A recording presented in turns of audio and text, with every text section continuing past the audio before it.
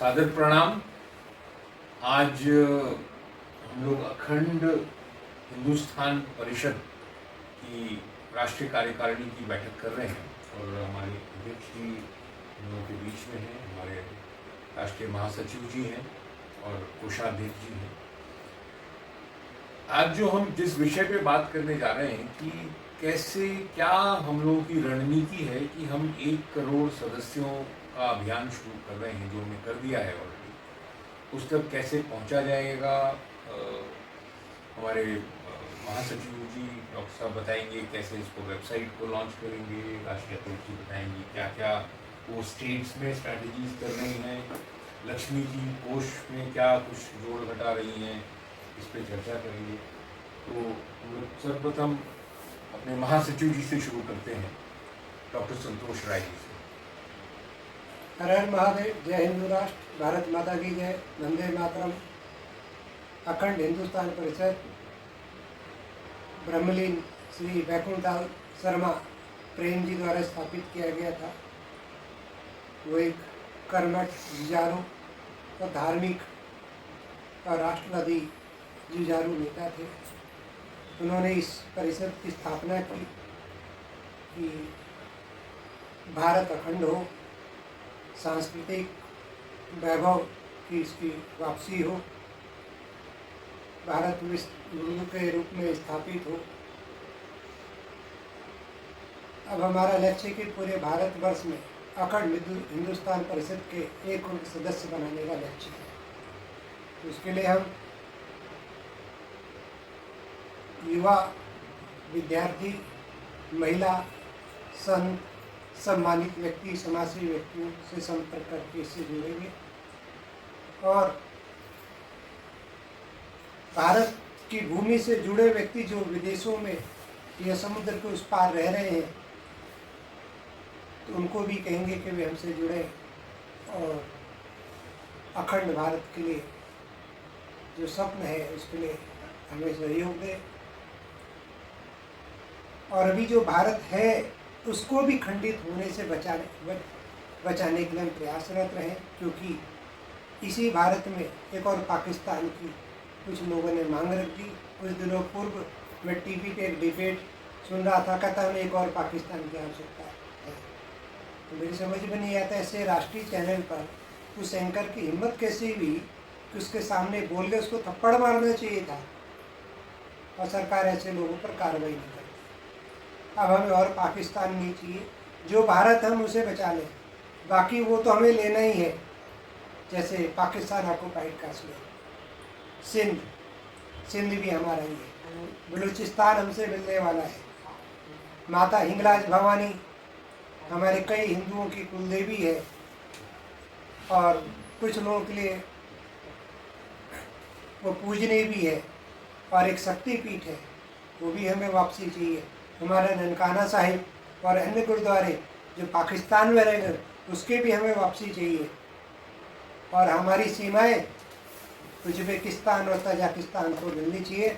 हमें ऐसे भारत की स्थापना करनी है और उसके लिए सभी हिंदुओं से आग्रह है अखंड हिंदुस्तान परिषद से जुड़ें और लोगों को लाएं और इस विचार को आगे बढ़ाएं।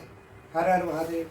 अब मैं अपनी बड़ी बहन लक्ष्मी ठाकुर से आग्रह करता हूं, जो हमारी राष्ट्रीय कोषाध्यक्ष हैं, वे इस पर 2 शब्द कहें। हाँ जी, प्रणाम। डॉक्टर साहब ने तो सारी चीज़ें बोल ही दी हैं। मैं तो अपना कर्तव्य निभाने के लिए तैयार हूँ।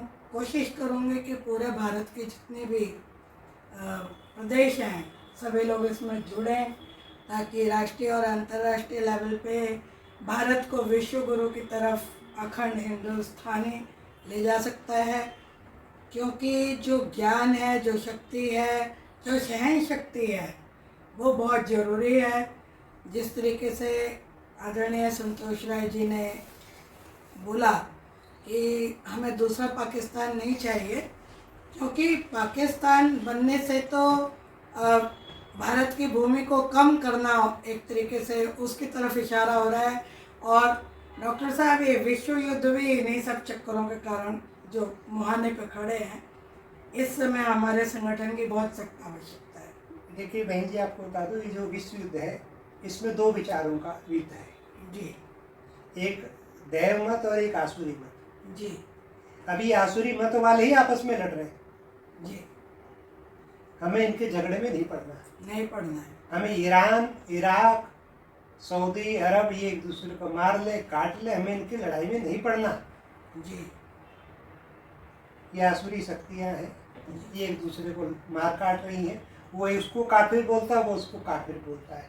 तो मैं कहता हूँ पहले तुम लड़ लो, जो जीत जाएगा वही असली मुसलमान है। बिल्कुल सही बात है।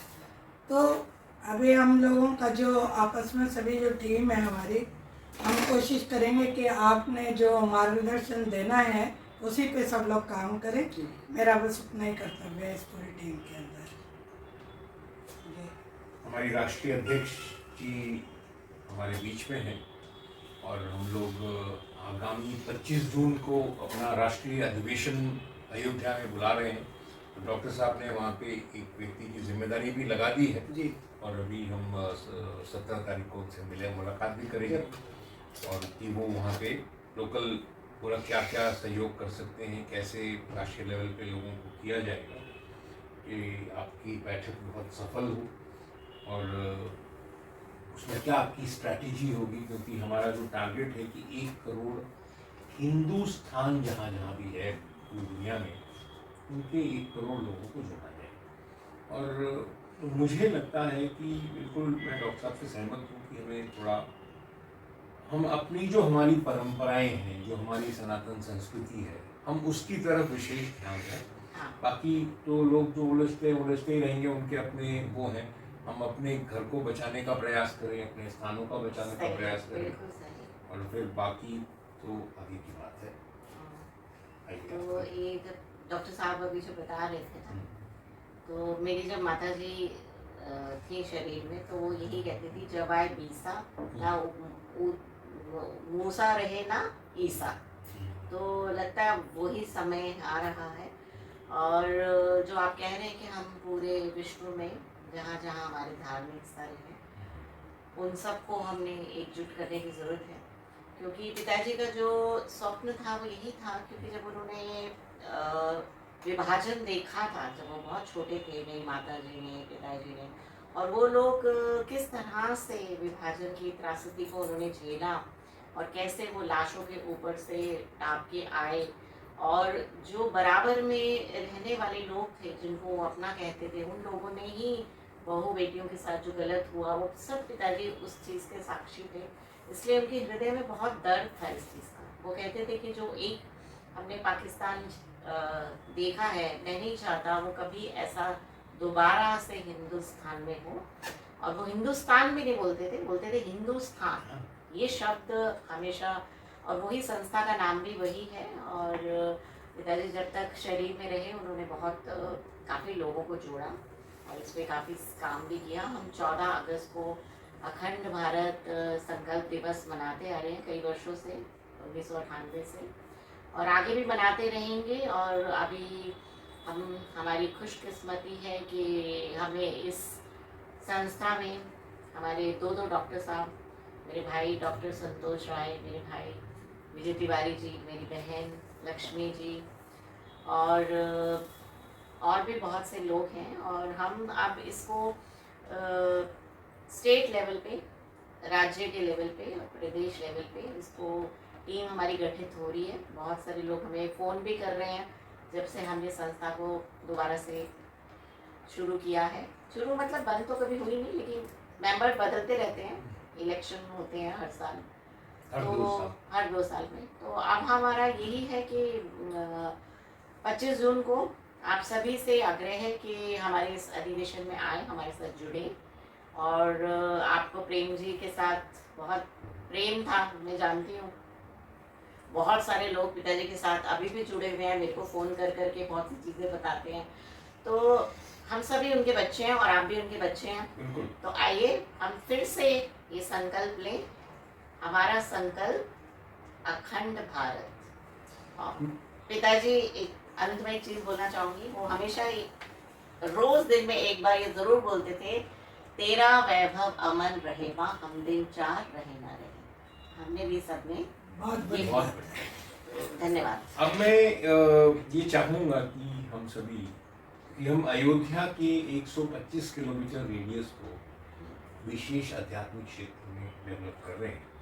इसमें 108 गोत्रकारों के पीठों का निर्माण कर रहे हैं, जैसा आपके पास में है ही है। स्मृति मंदिर में हम लोग वहाँ पे जी। शुरुआत करने जा रहे हैं 25 जून को। उसका शिलान्यास वो कम से कम भूमि पूजन तो करेंगे ही करेंगे।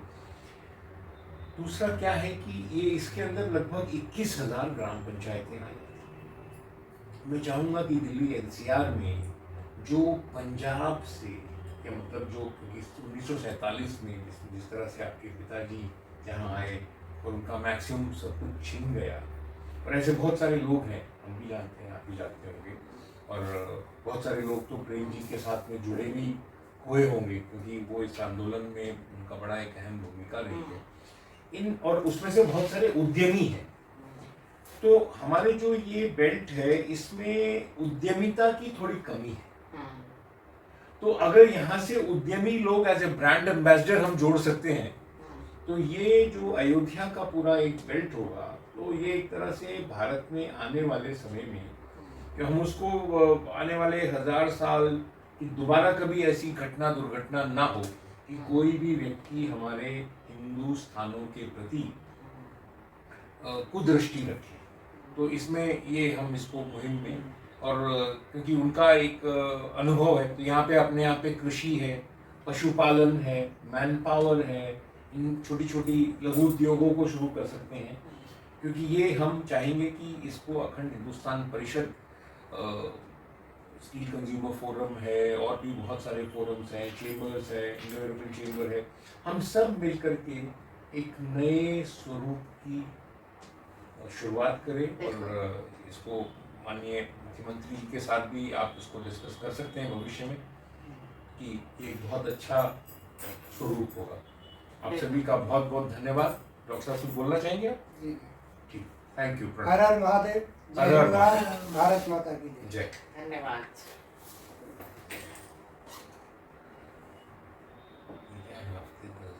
एक तो वीडियो चला जाना।